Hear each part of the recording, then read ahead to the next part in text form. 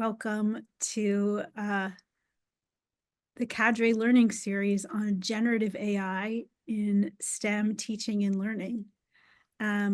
We have an incredible slate of panelists today. We have more than even is on this slide, but we'll have a lot of folks who contributed to our work here, sharing what they've been doing. So in addition to the folks that you see here. Just to say a word about the CADRE Learning Series, for those of you who aren't familiar with CADRE, we are a resource center for the DRK-12 directorate in NSF. And we regularly check in with PIs and prospective PIs to hear about the kinds of topics that they're interested in learning more about. And you can see we've already done 7 learning series webinars on a variety of topics. That QR code there can link you to a recording of any of them. Before we begin, I just want to acknowledge that this is a difficult time for a lot of people. We know that there are fires going on. There's a lot of disruption in people's universities for a variety of reasons. In my own community here in Nashville, we had a school shooting this week. It's been a hard time, and we are grateful for those of you who are able to engage with us. And just know that we are all holding space for things that everybody is going through. Today, our agenda is as follows. We have a pretty full agenda. We're going to do some introductions to this webinar, which I've already begun. And then we have 2 briefs that we're going to introduce. We have a brief on teaching, the implications for STEM teaching and with AI. And we'll get an overview of that will last about 15 minutes. And then one of the reviewers will give commentary about some of the issues that she saw in reading that brief. Then we will have an overview of the learning brief, followed by a response from a reviewer of that brief. Our aim is to have about 30 minutes at the end for question and answer with a panel. Please note that in this Zoom webinar interface, there's, in addition to the chat, there is a Q&A channel. And if you would like to ask a question of one of the panelists, please be sure to put your question in the Q&A box and not in the chat box. All right, I'm going to pass this over now to my colleague, Christopher.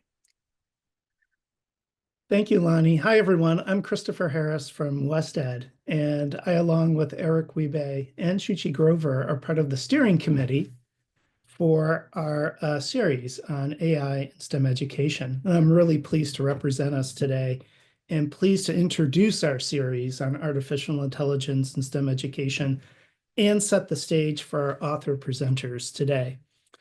This is a 3-brief series organized by the DRK-12 CADRE, the National Science Foundation portfolio of DRK-12 grants has grown to include an increasing number of projects that leverage artificial intelligence. The R&D work in the portfolio, and more broadly, the R&D work in artificial intelligence is wide-ranging. It's growing really quickly and becoming integrated into STEM education, really all across the country. And the recent advances, especially the leaps in generative AI, are really pushing us to reimagine what is possible for teaching and learning in STEM classrooms. So there's a lot of excitement, some folks might say also a lot of hype about the promise of artificial intelligence, AIED, but there's also a lot of concern about the perils. So this series has been inspired by this overarching question related to those points. What are the essential considerations for researchers and developers who are designing, studying, and using AI in today's K-12 STEM classrooms? And, you know, everything is changing so rapidly that when briefs and publications come out, 3 to 6 months later, things have changed. And so our intent of the series with these briefs is not necessarily to give definitive answers, but to open up conversation, to generate reflection and rich discussion, to further the ethical and transformative use of AI to achieve positive and wide-ranging impact for STEM educators and learners. So let me briefly introduce the three briefs that we have in the series. Brief number one was released last June. So that's out and available. And we have a link here on the screen, and you can go and read that. And we've already done a webinar on this first brief. But briefly, let me just say that, tell you a little bit about this one. Tiffany Barnes and colleagues, in this brief, they offer guidance to researchers and developers for responsible AI research and implementation in educational settings. Their brief describes an ethical artificial intelligence in education framework and a set of tools to support inclusive and equitable artificial intelligence in ed research and development. It's a great piece, and if you've read other articles on ethics and R&D in AI, this one is a nice companion to those other ones that you've read. Now, let's talk about the two briefs that will be the focus of today's webinar. Brief number two, Generative AI in STEM Teaching, Opportunities and Trade-Offs. In this brief, Jeremy and Shuchi explore the possibilities and critical challenges of generative AI for STEM teaching. They examine how Gen AI may shape STEM classrooms in the near future, and they identify promising trajectories for integrating Gen AI into STEM teaching, including the potential for personalized teaching approaches. Their brief delves into the current state of Gen AI research and development around a range of dimensions, and you'll learn about some of those dimensions in today's webinar. Okay, let's go to brief number three on the potential of using AI to improve student learning in STEM now and in the future. Namsu, Kevin, and Joe examine how AI is ushering in transformative changes to instruction that promise to improve learning experiences and outcomes for all students. They describe an emerging future where AI stands to serve as an interactive partner with students, offering personalized support that can scaffold cognitive, metacognitive, motivational, and collaborative processes of learning. And importantly, they consider how AI can potentially foster inclusivity and ensure equitable access in STEM learning. Yet they also will caution, they present caution in this brief, that designing AI to be a learning partner that can reach a broad and diverse population of students in STEM will require that designers actively identify and mitigate underlying and potential biases in the development of AI systems. So I hope those brief introductions to brief number two and brief number three get you excited about what's to come. I'm now going to turn it over. We're going to start off with Shuchi and Jeremy on STEM teaching and Gen AI. Okay, Jeremy and Shuchi, over to you. Hi, everyone. So my name is Jeremy Price, and I am an associate professor of technology, innovation, and pedagogy at Indiana University, Indianapolis. And I'm Shuchi Grover, Director of AI and Education Research at Looking Glass Ventures. So we are going to go through the promises, pitfalls, and paths forward that we found through generative AI. We're going to start with the promises. So before we get started, though, I wanted to just sort of provide a brief overview of the brief that we created ourselves. And actually, Shuchi, could you skip through to the so that all of them are visible? So what we decided to do was we wanted to look at what teachers do. And so we use that as a frame for evaluating AI and looking at the possibilities of AI. And we provided a foundation that ran through each and every one of them. So if you go on to the next slide. And Christopher mentioned this. So through this process, one of the great promises of AI is how It can be personalized to individuals, and how it can provide very specific responses to very specific individuals. So we developed a framework that we're calling personalized teaching. And we define that as the intentional adjustments that teachers, as cultural beings with experiences and backgrounds, make to the learning environment to address the unique needs of each student. So if you could just so through this, we wanted to accomplish a couple of things. We wanted to honor and promote teacher agency. We want to help teachers recognize the impact that they have on their own classroom. We wanted to also offer a broad range of opportunities for change, and also to help teachers recognize that students are not monolithic. That's why we went with each student rather than all students. We're going to move on to the pitfalls of that we identified. So what we found was that these pitfalls are actually in terms of paradoxes. So I'm going to just quickly go through a number of these paradoxes that we found. One of them is that the mythical paradox. So one of the things that uh, it's hard to understand actually how AI works. And so, we want to make sure that we understand while we're working with these that, yeah, these tools are amazing. This technology is amazing. But at the same time, they were also built by humans with intentions, and they were based on assumptions. Go ahead, Shuchi.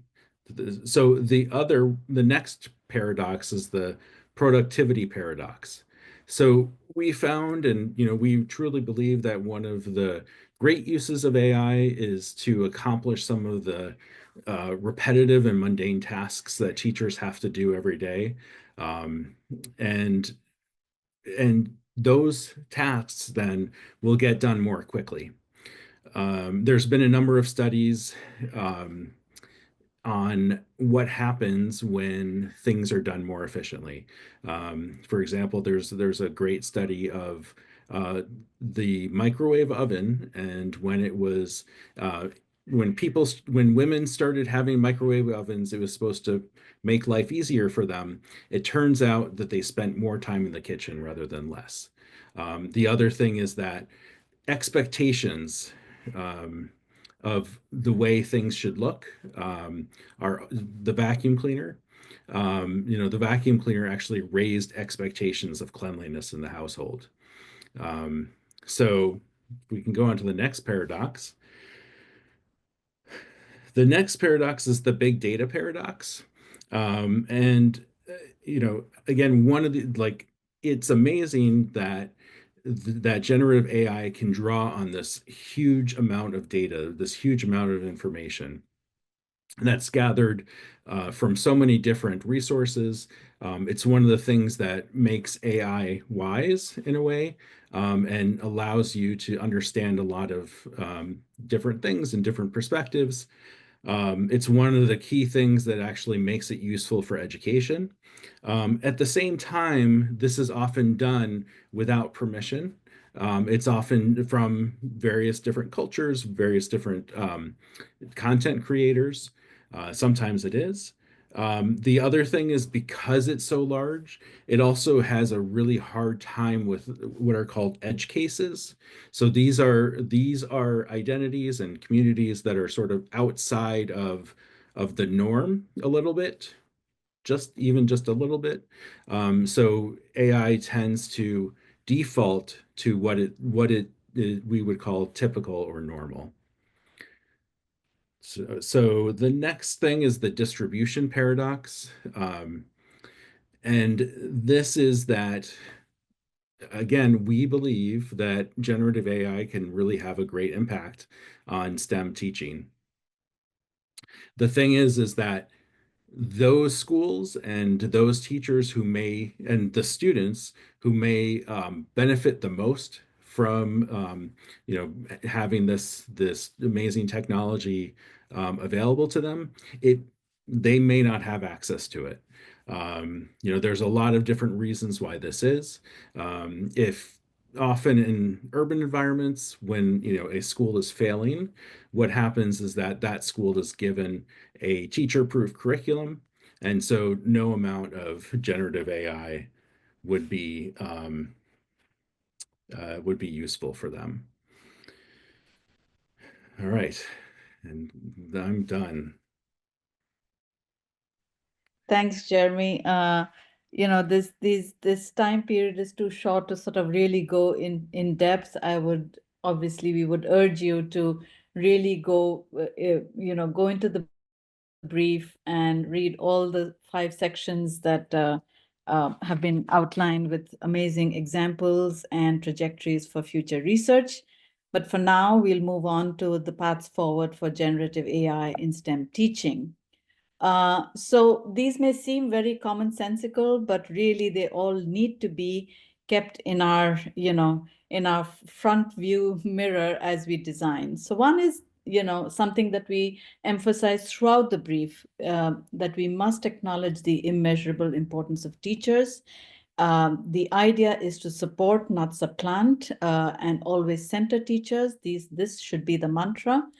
It should be seen as part of a toolkit that allows teachers to make better decisions rather than wrenching decision making away from the teacher. There need to be many more Gen AI tools that are teacher facing and are consciously designed to help teachers alleviate the challenges they face in enacting good STEM teaching. And these need to take into account teachers' contexts, needs, teaching philosophy, and all of that. Illuminating the black box of AI. Now, for AI systems to be really effective, they need to be fully open to examination throughout their design and development process. They need to have situational awareness, which includes situational knowledge of the teacher and students and the classroom context for generating those outputs. And human and AI interaction should be seen as an ongoing dialogue and co-constructive process rather than, Gen AI just producing an output and that becoming, the last word on what needs to be done or taught. And that's, helps improve feedback for Gen AI. Given that these are learning systems, it may actually improve the models going forward, as teaching proceeds. And, there's a lot of this is already happening. We are noticing that foundational models off the shelf are not at all, sufficient sufficient in sort of incorporating the context of the classroom or the STEM materials, etc. And so there's fine tuning, augmenting, and customization required. And ideally, we hope that teachers will have the tools and the know-how to perform that last mile of fine tuning and contextualization for use in their own classroom and their own teaching, given that teaching is so contextual. Co-design and participatory research. Now, throughout the brief, we have laid out, strands of research that need to sort of trajectories of research that are imperative, and because evidence-based deployment of Gen AI requires us to, have done the research. But we want to emphasize that only if teachers and families and communities are part of this process can Gen AI really support education as we envision it, as something inclusive and fair that addresses everybody's needs. And there's been a lot of research in STEM, in fact, on community engaged and participatory design research, value-centered inclusive design research, and these should be leveraged going forward with Gen AI. And there's also been recent papers like Jacqueline Okumpo's and Ryan Baker's paper on how pre-generative AI research was focused on deficit models, filling the gaps of learners according to some cognitive model of learning, rather than really taking students, taking an asset-based approach and students' strengths and communities that they belong to and their cultures into account. And that should be remedied as we go forward with Gen AI. Leveraging past research, we have an extensive body of research from the social sciences and the learning sciences that needs to be leveraged. And current Gen AI LLMs, we really don't know what's in there, but we sort of doubt that they encode learning theory and findings from the best research that we have. For example, we have so much work on learning trajectories and progressions that could be incorporated, large bodies of research from that pre-generative AI research that I just mentioned on intelligent tutoring systems, etc., on models of cognition that could be leveraged, or models of help seeking and whatnot. And then existing socio-emotional learning frameworks. And these are just examples. There's so much out there that should be leveraged. And lastly, but not the least, we really need to prepare teachers on Gen AI. It's a prerequisite to taking it to classrooms. There is a fear that teachers could become over-reliant on Gen AI while remaining blissfully ignorant about the technology and its downsides. And so we need to invest on teacher preparation, which includes things like understanding of AI, how it works, issues of biases, prompt engineering skills, etc. They also need to have the ability to evaluate Gen AI outputs, recognize inaccuracies, etc. And it's not just in-service teaching, but also pre-service preparation programs need to, attend to this. And we need to ensure diverse training corpora to address the needs and experiences of diverse teachers and the students they teach. That's it from us, a brief look into our brief. I'll stop sharing so that Ebony can take over. Thank you so much. And now we'll hear from one of the reviewers of this brief, Dr. Ebony Terrell Shockley. Thank you so much. Good afternoon, everyone. My name is Ebony. I am the Associate Dean of Educator Preparation and Undergraduate Studies at the University of Maryland College Park. As a researcher of individuals who identify as Black, Latino, AX, or Native American, my research highlights and affirms cultural, ancestral, linguistic, scientific, and historically divergent knowledge profiles. That's really going to be important as I talk about how I approached the review and what I'm going to say today. As we know, our lived experience shapes us. So as a reviewer, I plan to lift up, put a stamp on, and continue the path forward conversation that Sushi ended with, and really think about, what teachers do, as Jeremy mentioned. And so as we think about their brief and how it helps the field of both teaching and research, it is timely and necessary as we think about opportunities and trade-offs.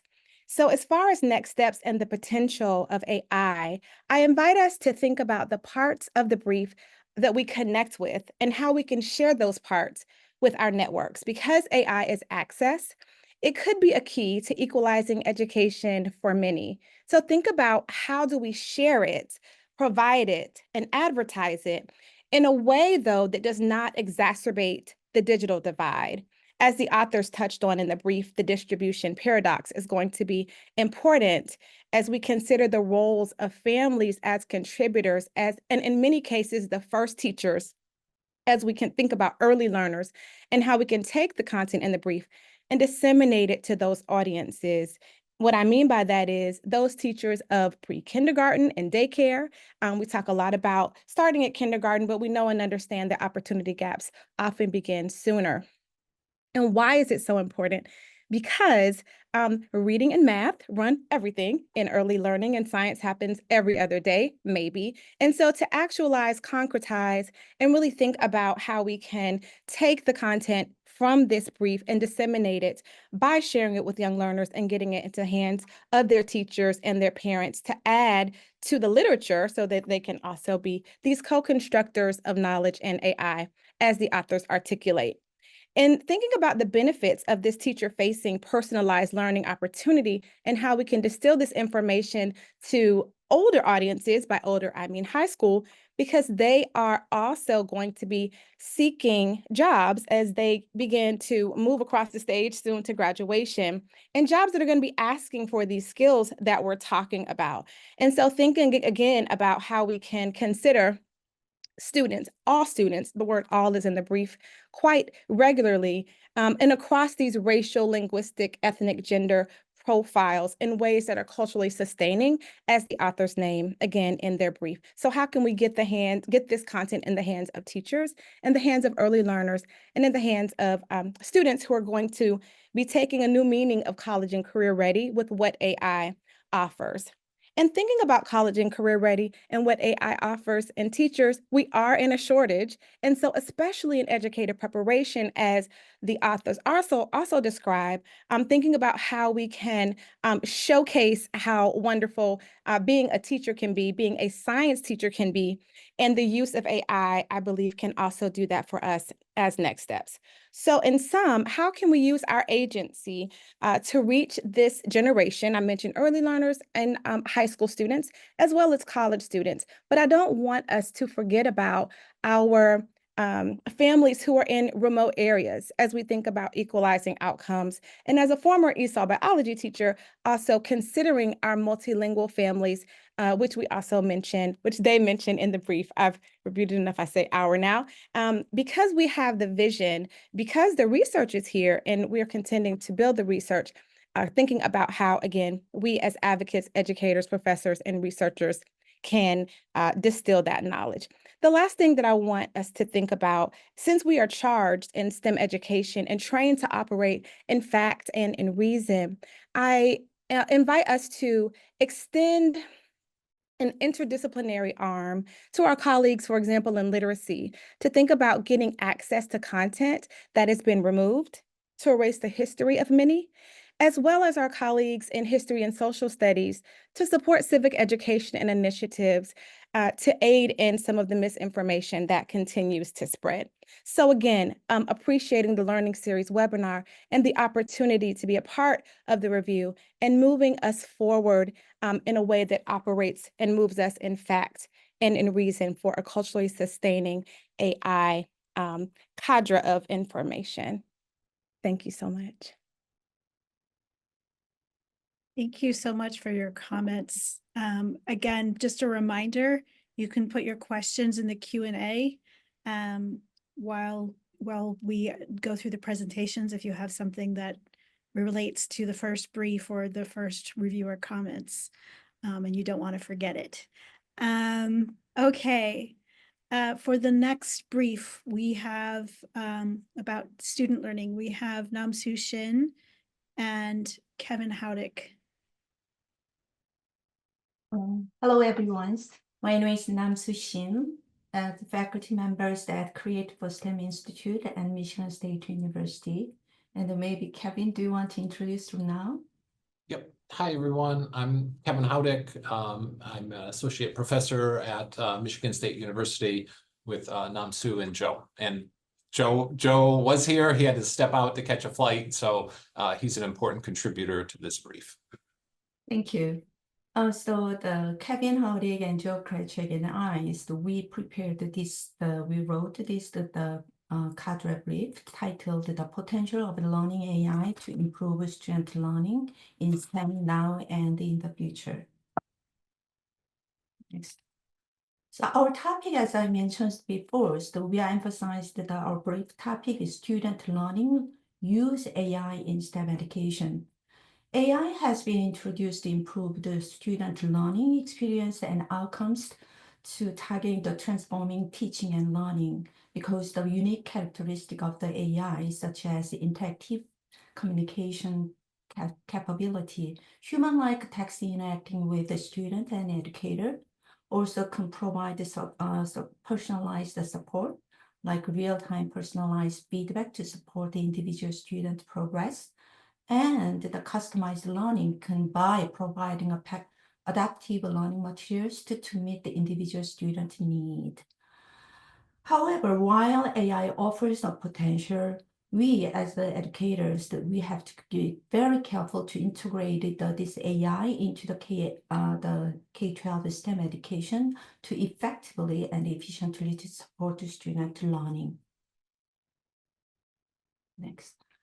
So when we wrote this, the CADRE brief, we are starting with exploring our driving question, which is, how can the AI support our student in developing a deep, integrated understanding of STEM and enhancing engagement and interest in STEM. In the CADRE, we begin with discussing the goal for K-12 education. Then we present research-based, evidence-based learning and motivational theory that drive our view of how AI should be used in K-12 STEM education. Then we described the potential functions of AI in support of student learning based on what we learned from the past and current AI-related project funded by NSF. Then we conclude with our suggestion for future direction of the research and the development of AI to support the student learning, specifically integrated deeper understanding to improve student meaningful learning. Our view of this AI our brief, and we putting the AI as a learning partner, and we defined as a learning partner is a person or entity that collaborated with other individuals to enhance thinking, creativity, problem solving, learning, or motivation. In the person in this, our definition can be teacher, student, and the other adults or community. They can collaborate together, and the entity is any kind of a tool, including technology tool. In the brief, we emphasize this entity is the AI as a learning partner. The meaning of the learning partner is not simply mentions the kind of provide the correct answer, like Sushi mentions that. And then the AI as a learning partner should scaffolding learning as a development process. So utilizing AI to support the learner in developmentally appropriate ways by providing support material, encouraging hint, offering language support, or prompting self-regulation. So in the brief, we focus is the goal of STEM education is very focusing on the knowledge in use. Knowledge in use is the kind of developing ability to apply the knowledge to explain the complex phenomena, solve the complicated, ill-structured real-world problems, and make informed decision related to their local, national, or international issues. For the knowledge in use development, students have to develop the integrated understanding by synthesizing relationship and connections among ideas and personal experience. Since this is integrated understanding is not a simple one-time process, this is very complex and ongoing process of linking continuously new ideas with existing knowledge and experience over the course of period of student life, our life long. Therefore, to foster the meaningful and deeper integrated understanding, of course, the cognitive development is a critical essential component. However, the metacognitive skill and strategy to reflecting what I know, what don't know, or motivation in emotional engagement, such as kind of pushed, sustained my motivation or engagement to explore the unseen or unknown world. And also, we have to communicate the collaboration and this discourse skill to communicate with others, because the real world problem or make informed decision is not a simple or easier. There is no correct answer. So this is the big of our logic model, how AI as a learning partner should be designed. We believe that to design the AI as a learning partner should be based on the learning science, research-based and evidence-based theory. We defined very detailed about each theoretical foundation of each learning theory, and we kind of conduct research how these theories influence to design the specific strategy to support each cognitive, motivation, emotional, and metacognition support, and the collaboration discourses support. Then we describe how the theory-based strategy and support can be used to design Gen AI as a learning partner. And then we also kind of conclude with how this design process can influence the student learning outcome, and maybe finally the kind of to reach the K-12 science education the goal.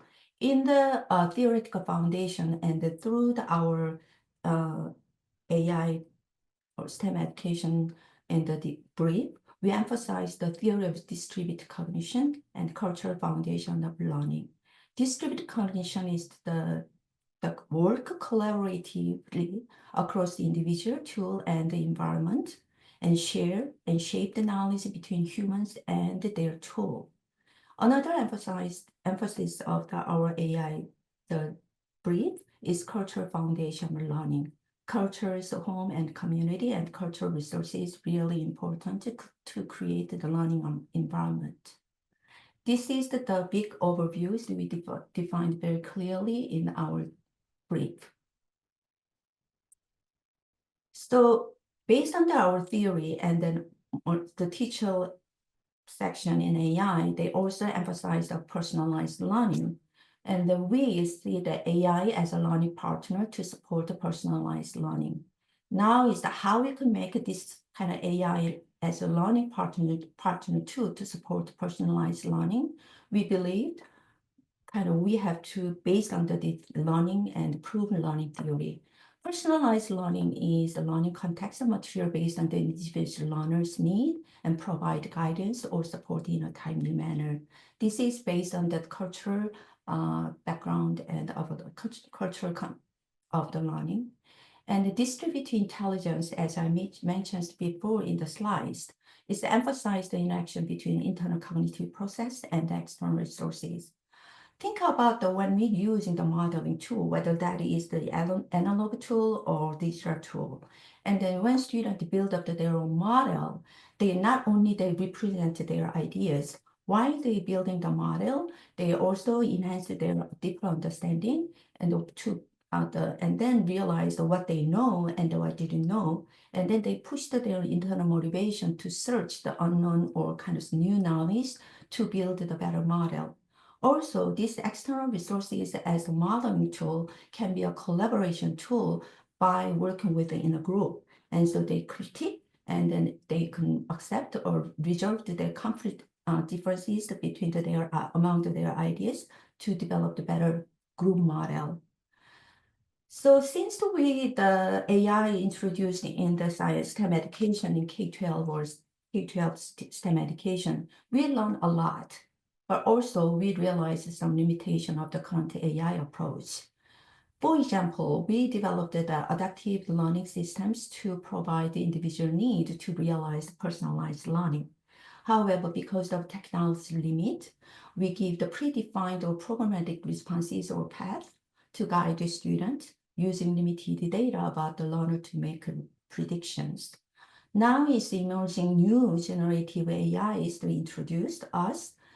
We believe the Gen AI to expand our research and development AI in K-12 education in transformative ways, using variety of ways to provide the real-time support and the various data. So Kevin, could you move on the next slide? Yep. Thank you, Namsu. So in the second half of the brief, we, as Namsu set up, we looked at these different kinds of support that foster integrated understanding. And we thought about we tried to list out some of the strategies that learning partners typically use to provide these supports. And we then looked at the current set of NSF-funded projects that use AI in relation to that. And then we tried to sort of think about, well, what's the next step, or what does maybe the future direction of providing that kind of support look like? I think a couple of the big ideas we took away, Namsu highlighted on the previous slide. One is using far more data to think about the student as a learner in various types of data streams.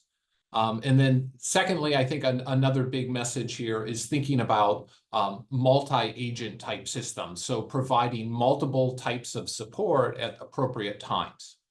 So we'll look at cognitive support first here. I want to say the brief has far more detail and talks about a number of projects. We're just highlighting a few examples for the sake of time here. So cognitive support are things like hints, breaking down complex tasks into steps, providing organization structures, helping scaffold knowledge and task for learners. Some of the current uses of AI provide feedback about students constructing explanations, developing models in NGSS-aligned curriculum, and along learning progressions in a developmental sense.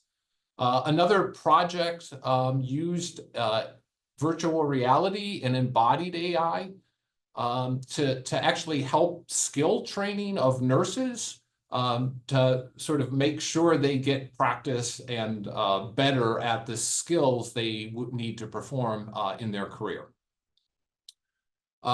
Where's generative AI? Where can generative AI take us in terms of cognitive support? Well, things like conversational AI will really enhance what we think about as chatbots now.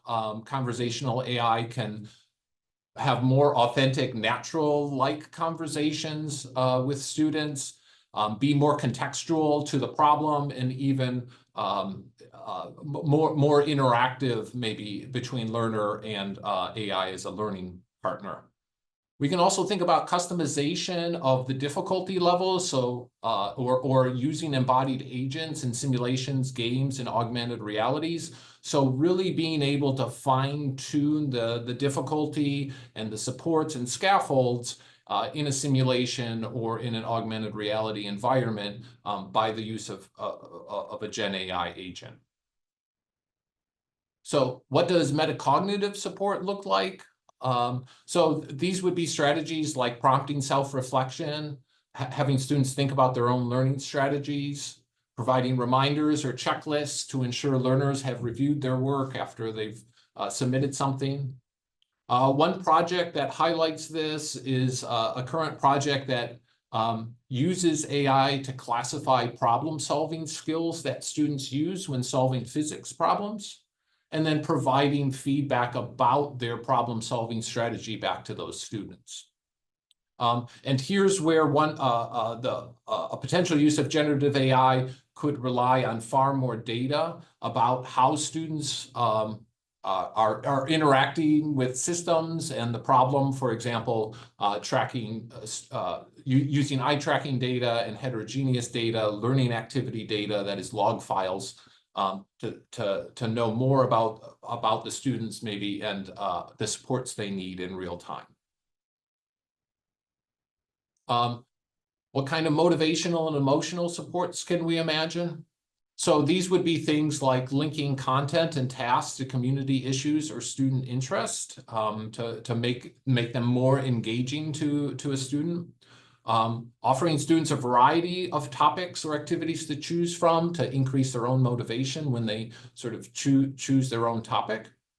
So current uses of AI in this regard is really monitoring student engagement with activities, a project that monitors student engagement at what's called an intelligent science station. So as students are doing and simulating science activities, they're monitoring how students interact with the station.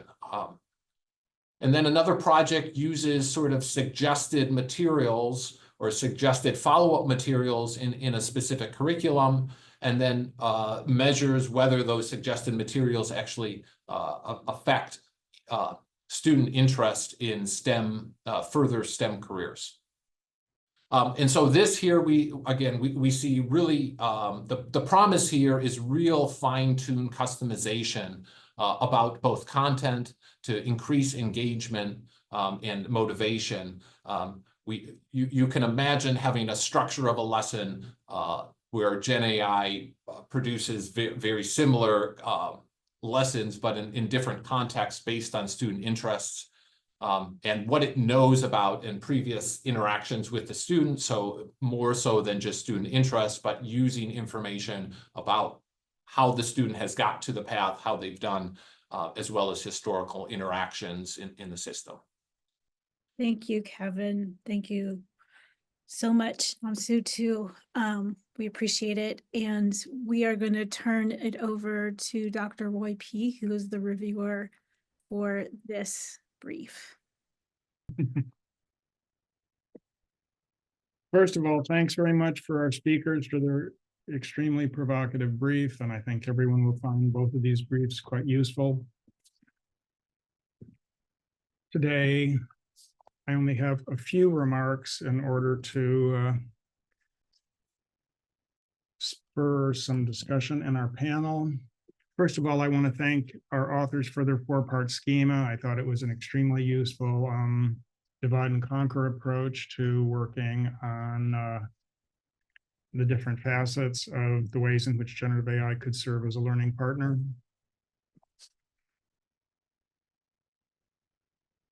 I want to quickly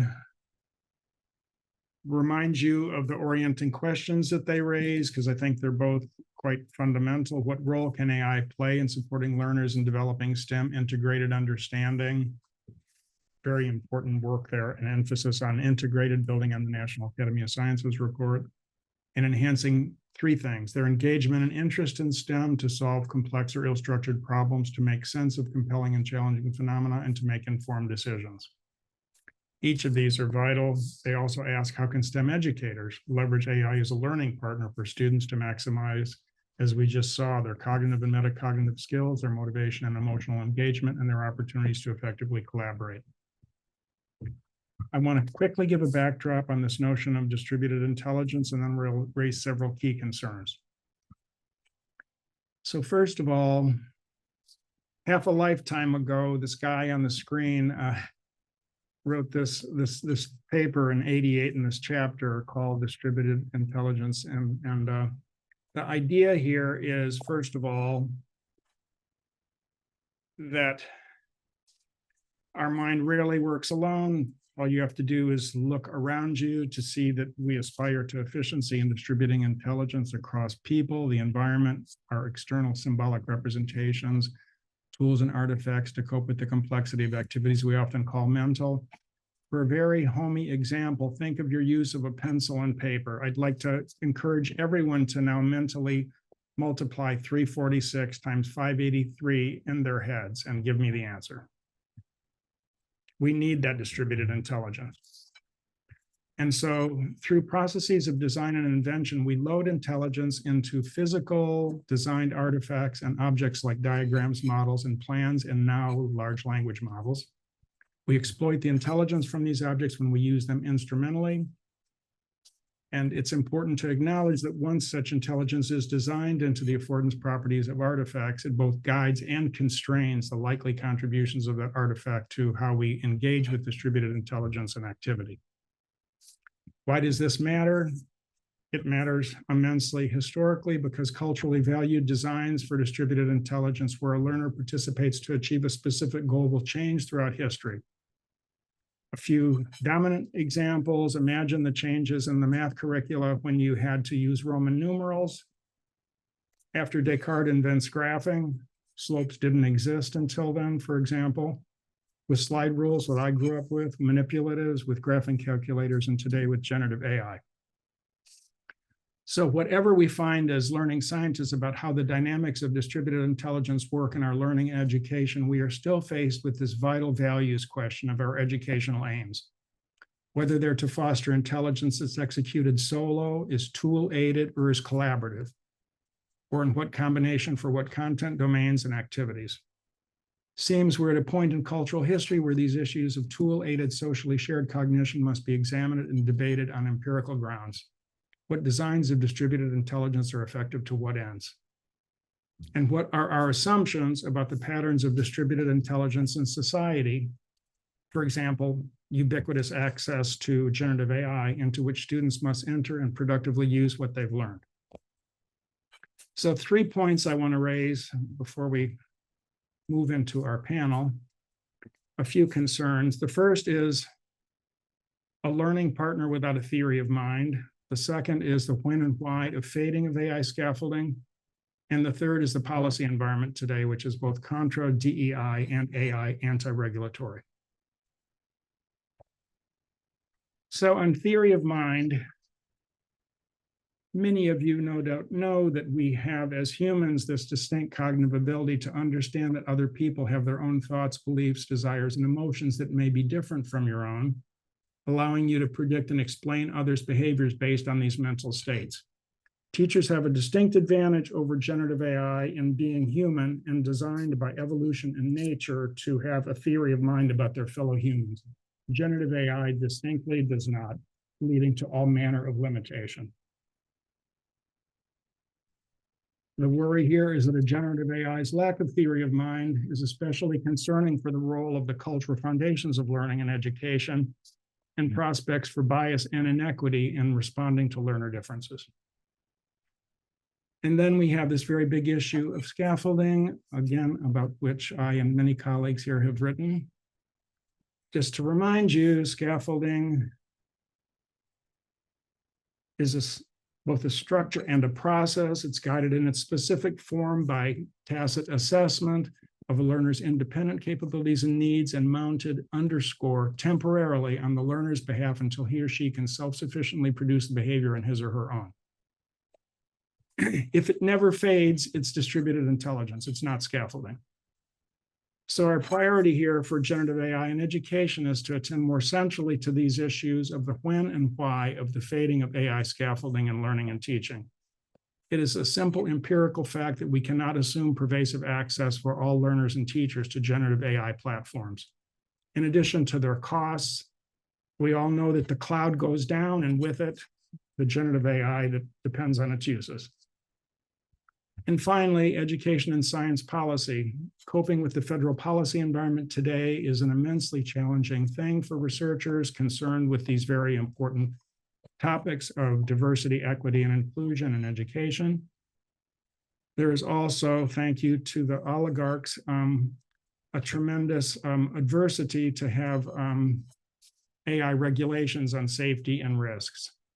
Why would you want to get in the way of innovation, say, the oligarchs? Yet this important work outlined in the CADRE brief must continue in its progress, but funding research is likely to be more challenging. We can already see websites and broadening participation going down at the NSF, among other entities. So exclamation point, carry on, carry on, carry on. That's what we need to do. Thank you so much, Roy. We really appreciate your longevity and big picture, historical picture on some of these issues. Thanks, Annie. We are going to now shift to panel discussion. And what I'd like is if panelists, you can maybe use the hand raising thing to, if you want to respond to some of the questions. We have some that have come through in the chat, and we've had some that were in the pre-registration. One of the ones that I'd like to pose to the whole panel is somebody wrote, I'm curious if the presenters have any comment on if and how actual developments in generative AI in ed tech aligns with their recommendations on how it should happen. For example, some of you talked about it being co-constructed with communities or culturally rooted. Okay, Shuchi and then Jeremy, why don't you go ahead and take that one?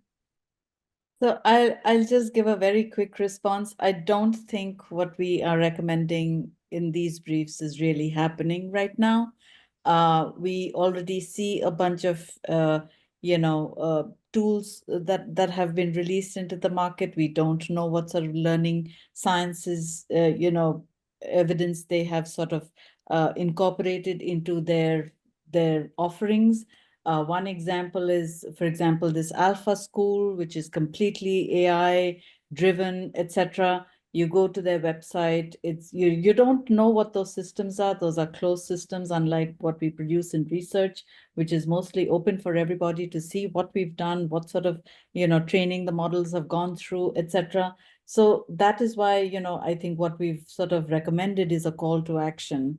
And it will require us engaging with the EdTech community, I hope, to get some of this message across. I hope they read the brief. Jeremy, did you want to add anything? Yeah, I agree with Shuchi. One of the things to keep in mind is that educational technology is a really big business in the range of billions of dollars a year. And so, of course, a lot of these things are closed source. The thing is the technology does exist. It's not as if a lot of these things can't happen.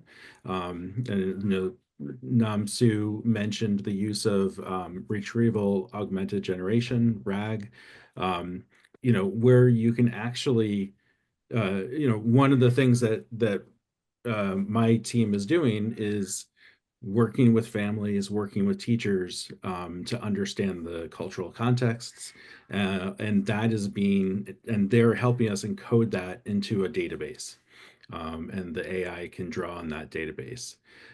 So it's not as if it can't happen. Um, it just requires, like Shuchi said, a call to action. It requires action, actually, not just the call.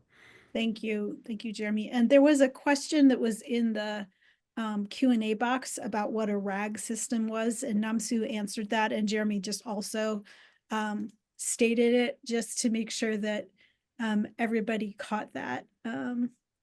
It is retrieval, retrieval augmented generation. Can you describe a little bit, either Namsu or Jeremy, can you describe what that means and how that functions within an AI system? So this is my understanding. The RAG system is kind of any kind of GPT. OpenAI, they used their own RAG system to train the generative AI, the large language model. The problem when used is the OpenAI's large language model. There is a lot of the inappropriate and the false data. So what we are going to do is using the umbrella of the large language model OpenAI, we create our own utensil, our own GPT. So we putting all of the essential, the theory-based the research and the paper and the material and the exemplar and the design principle and guideline.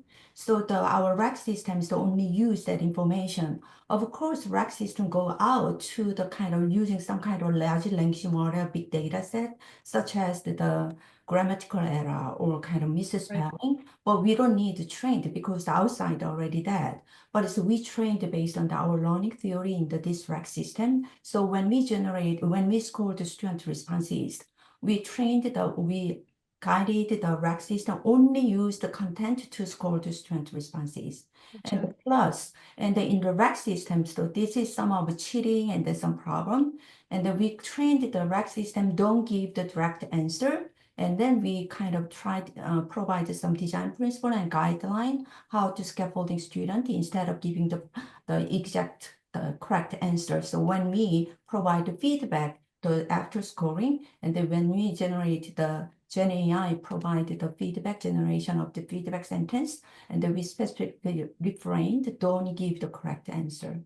So thank you, Namsu. Another question was, how do you ensure relevance to cultural foundations when AI uses generalized and normalized examples? I think the person means cultural foundations of learning. Can you teach AI to learn cultural contextual nuances? Is that possible?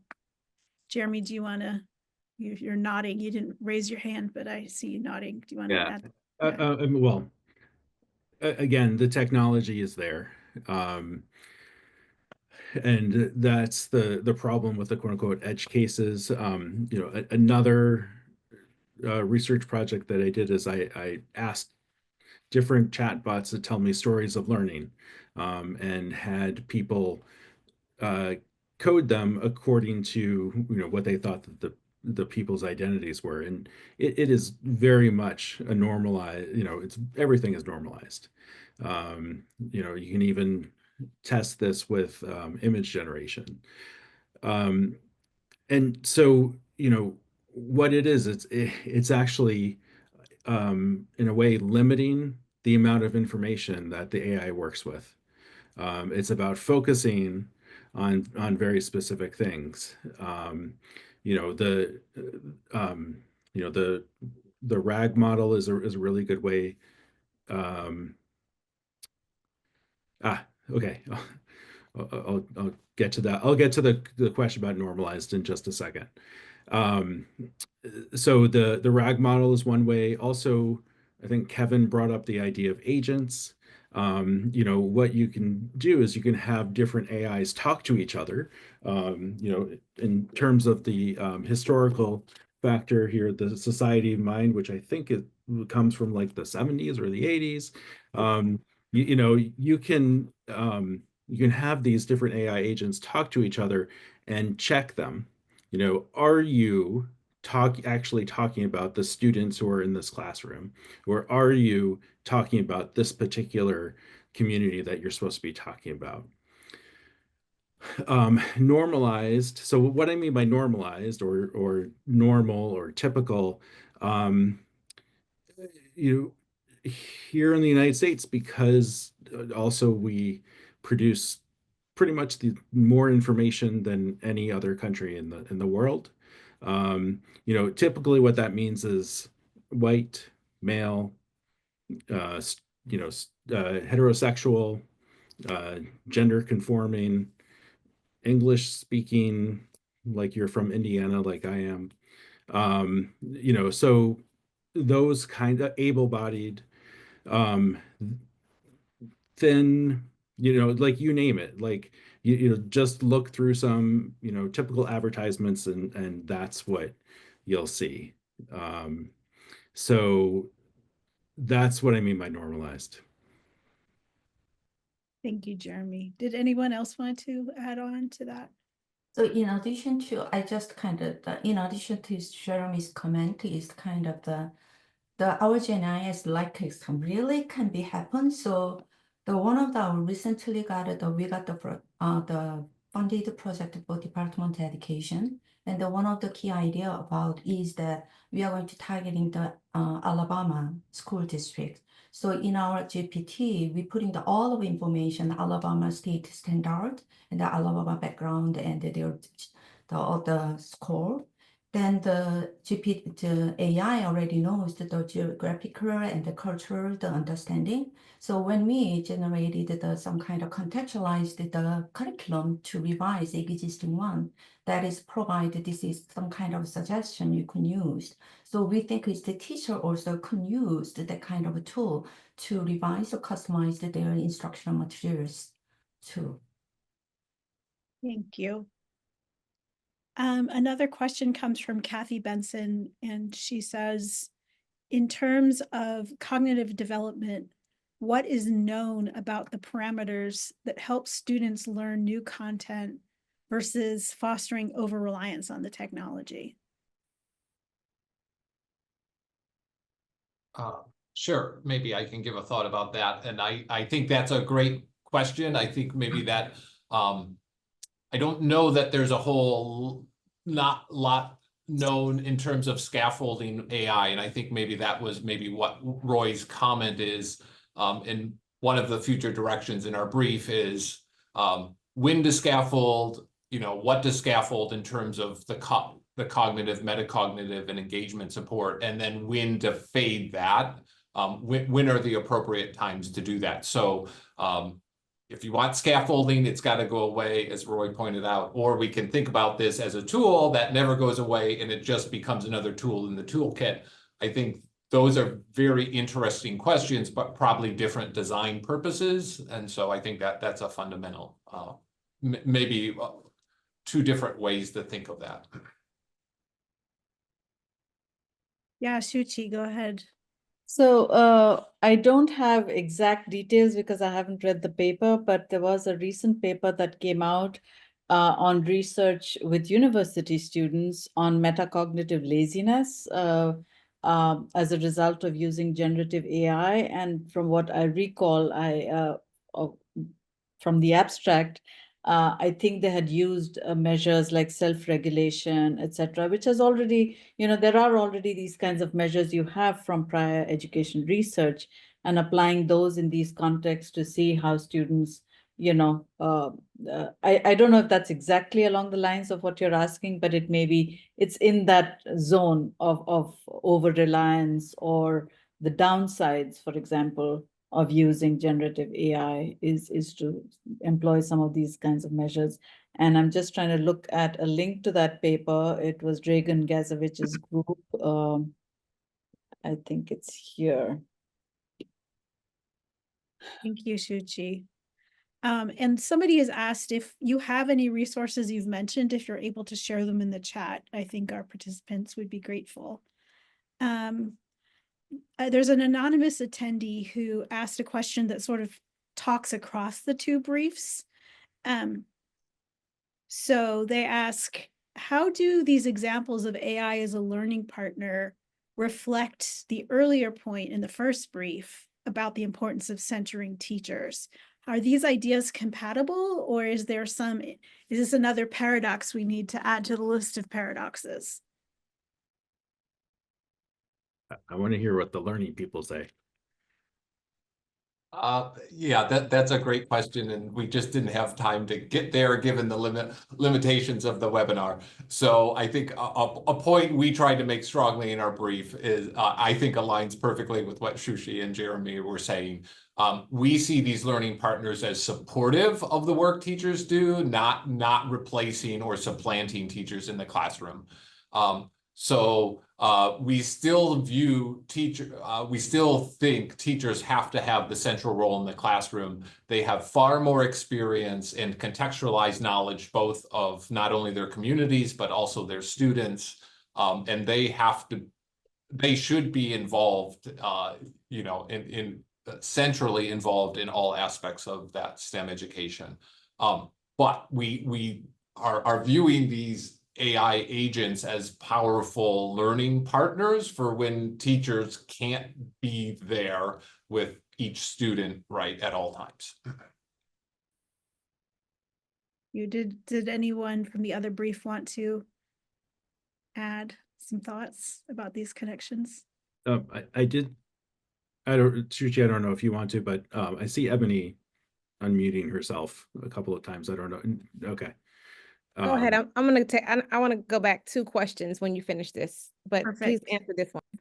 Yeah, I was just going to say, I do think it's a paradox. I do think we have to be really careful.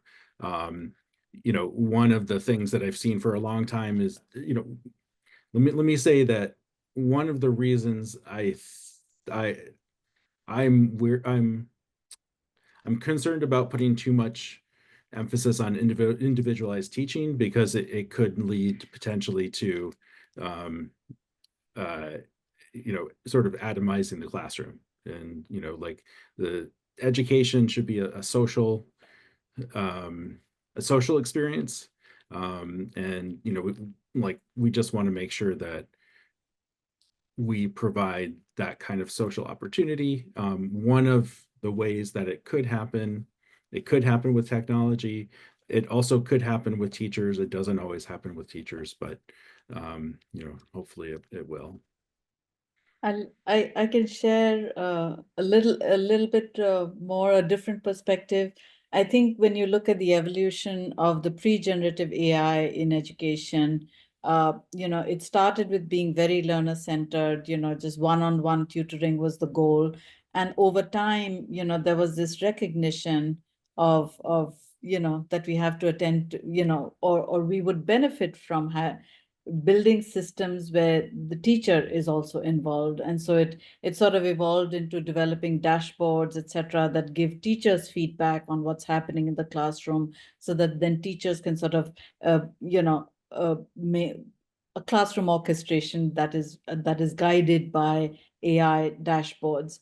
I think that sort of extended to today, not just dashboards, but various kinds of supports that are teacher facing as well, in order to support one-on-one learning too. So guiding on what it is that the AI should be working with the student on, or the student working with the AI, etc. So I think just the evolution of what happened in years past, I think, would be a good way to look at this going forward as well. But it's a great paradox and a question to address. I'd like to add a comment Please. about, across a few questions. There was a question about sort of the use of AI or great uses of AI. Another question about cultural foundation and sort of the use of AI, as well as we talked about scaffolded AI. And then in one of our responses, we were just talking about how in response to one of those questions, I think Jeremy was talking about how like responses are, sort of normalized. And as we think about the promise of AI, we should also remember that many of these products, some of them are really expensive. These are third-party products. And at the core, some of them may have an algorithm problem. And by that, I mean, there could be caps on how far back data are mined. There could, just like the issue by some companies when you search for certain terms, the phenotype of the individuals who appear, if you put in what does a scientist look like, what does a mathematician look like, all of those things are at the backdrop of some of this. And so I want to answer pieces of those questions when we think about ethical use. In the first brief, there's a mention of the ISTE, or International Society for Teachers of International Society of oh my goodness, they'll be so mad at me. International Society of Technology Education. I feel like my phone is going to ring. And they also have standards for educators and for teachers there, and they offer some interesting guidance and helpful guidance for ethical use of AI. But I just wanted to kind of answer bits and pieces of the question and remind us about how data goes in. And hopefully, as some universities are coming up with their versions of like a chat GPT, sort of like probably like a chat GPT 4.0 situation where there are some privacies and some protections for our K-12, and I'm going to say pre-K-12 learners for this ethical use of AI for teaching and learning in STEM education. So those are my thoughts across some of the questions. I hope that's helpful. Thank you for that. Josie Chang asks if there are any insights or learned lessons from working with either tribal educators and or homeschool parents using AI tools. So maybe not, again, getting to this idea of outside of what we typically think of as a mainstream school community, since tribal schools have their own cultures and needs, and homeschool parents are doing a different project, particularly for teaching and learning of STEM. I don't know if any of you have thought about that.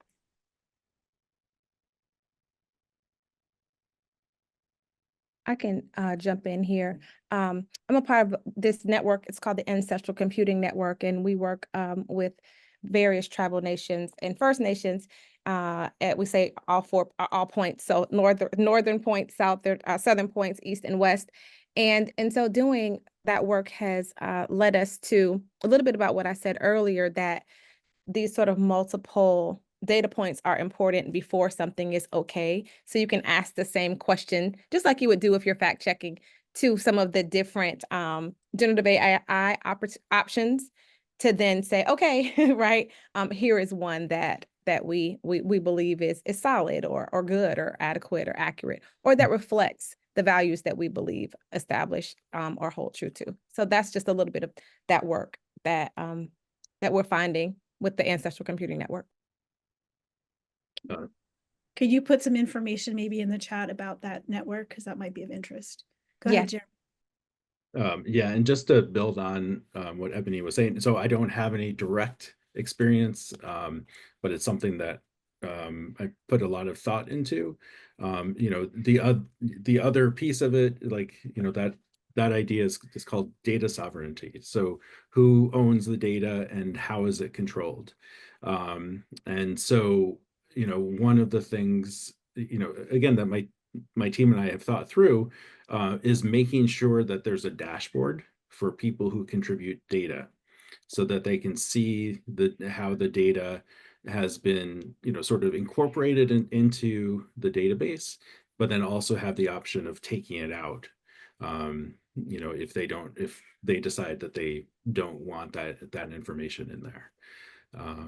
So That feels so radical in this era, Jeremy, where our data is just being like massively sold off by these large corporations and publishers and so on. I know. I mean, like, my phone listens to me. It gives me the news it thinks I want. I will put, there's actually a number of, so there's something called FAIR, and then the indigenous guidelines. The indigenous guidelines are called CARE. So I can put both of those in the chat.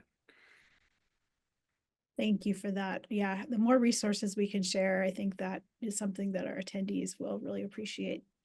And oh, sorry, I didn't raise Go ahead, my Shuchi, go ahead. Sorry. So Liana has posted a link to that very first brief on ethical and just AI education research, but it also has pointers for teachers, not just researchers, on this idea of data cards, etc., model cards, and it sort of explains that in a fair amount of detail. So that's another place one could look. Wonderful, thank you. Taruni Lamberg, and forgive me if I'm saying your name wrong, asks, what are some great examples of AI use in instruction?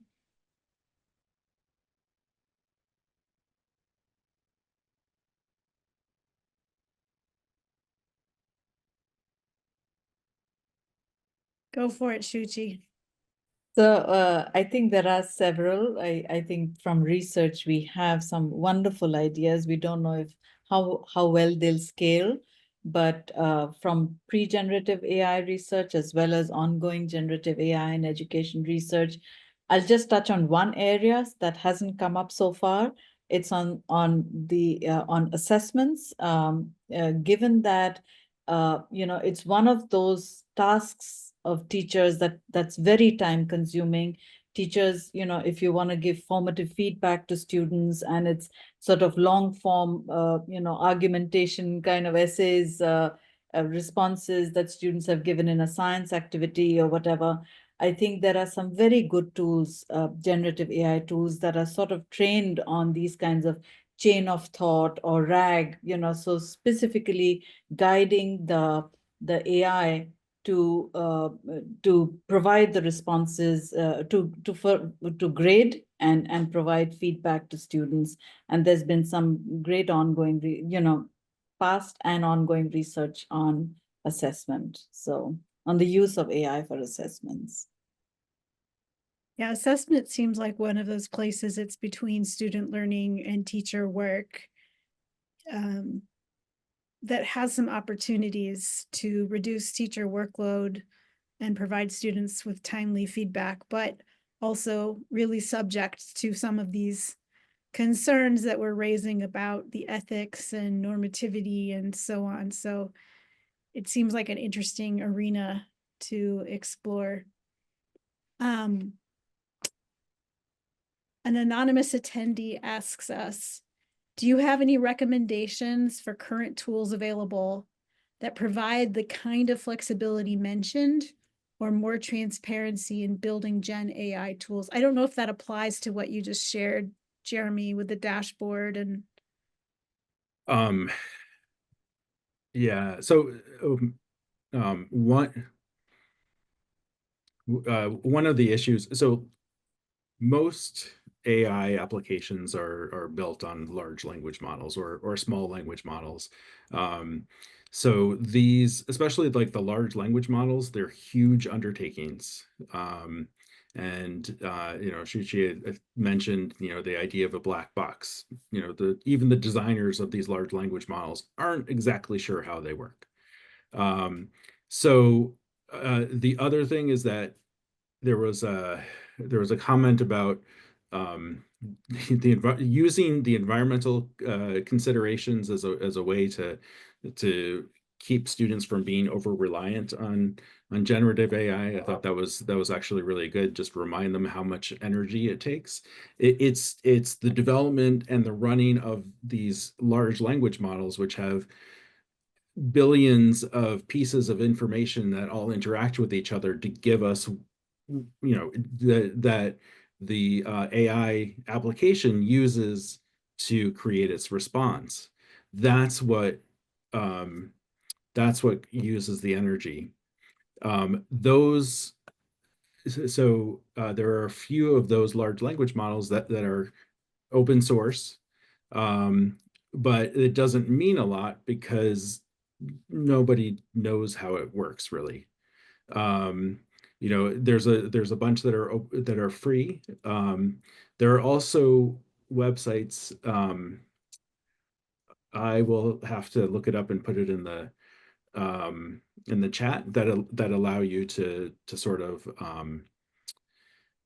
design your own AI application using existing large language models. But the other thing is that, do you remember the environmental impact? Do you remember all of the labor that was put into this, to annotate content, often by people in the global South who work for under $2 a day.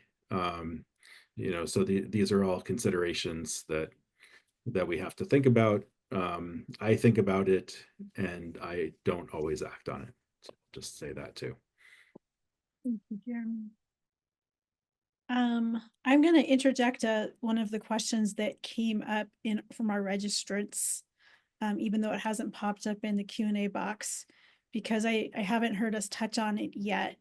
One of the issues around equity and inclusion is about thinking about students with disabilities and what is the potential for using AI in helping make more inclusive classrooms and instructional spaces for students with various disabilities.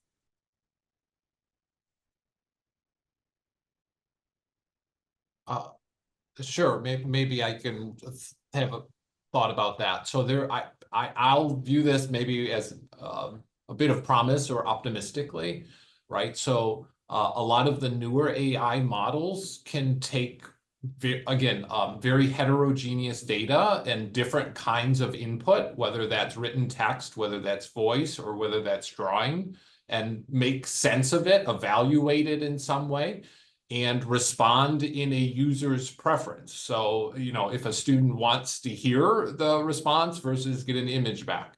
Now, of course, there's been lots of cautions about the processing and the return of that stuff. But the fact that students can interact with the same interface in a variety of ways and get outputs in their preferred way, I think speaks to inclusivity, especially around accessibility issues. Another potential use of generative AI is simply to redesign or help improve materials for accessibility, which I think obviously would be a positive for the classroom instruction. Thank you, Kevin. Joan in the Q&A box wants you to predict the future. So if you're ready to put on your seeing into the future eyes, she states, the results of the PISA tests are the product of Generation Z, 1997 to 2012. This year, a new promotion will take the PISA test again. I know I'm asking you for futurology, but according to your experience, what influence can the input of ChatGPT and similar technologies have on the PISA results? What do you suspect? That depends on what you believe is behind the PISA results. If you believe that PISA results are largely based on multilingualism, then it will have limited results because you have a multilingual country being compared against countries that are much more similar in terms of languages spoken in the home and in school. So obviously you see where my position lies. So that's my immediate response. I look forward to hearing other fortune tellers among us. Go ahead, Shuchi. If this is the first test after COVID, I have a feeling that might impact the results as well. Also, I think all assessments, all standardized assessments need to be rethought in this new age as Gen AI becomes more and more part of teaching and learning. If it's the same kinds of questions being asked, then I'm afraid it's going to go in the direction we all predict. Yeah, and I'm thinking of, I saw a study where they surveyed students, I don't remember what country, it was a Northern European country, on how hard they tried on the PISA. And most of them said they just like filled stuff out and took a nap, you know, like people, I think we've tested our students to the point of, even if you believe in that kind of data, major limitations in what we get from them. They're pretty savvy. Okay, I think we might have time for one more question. I don't know how I'm going to pick, but I will go with Victoria Delaney's asking about the trade-offs between using AI for grading assessments and teachers building knowledge of their students' understanding via analyzing their work. Like, if we offload this work to AI, are we reducing teachers' learning opportunities for making sense of how their students are thinking? Has any research been done in this area? What do we know about the balance between using automated grading versus giving teachers that access to students' thinking? Maybe I can answer based on our Please. project. The current project is NSF project. Is Joe is the PI on this project. And right now, so we developed the algorithm to score student automatic written responses, but not only provide but is the AI cannot be the 100 perfect score. There is some error. So before we use the AI to scoring, we do the professional learning, what is rubric about, and how we build about, and then we focus on the 3-dimensional learning.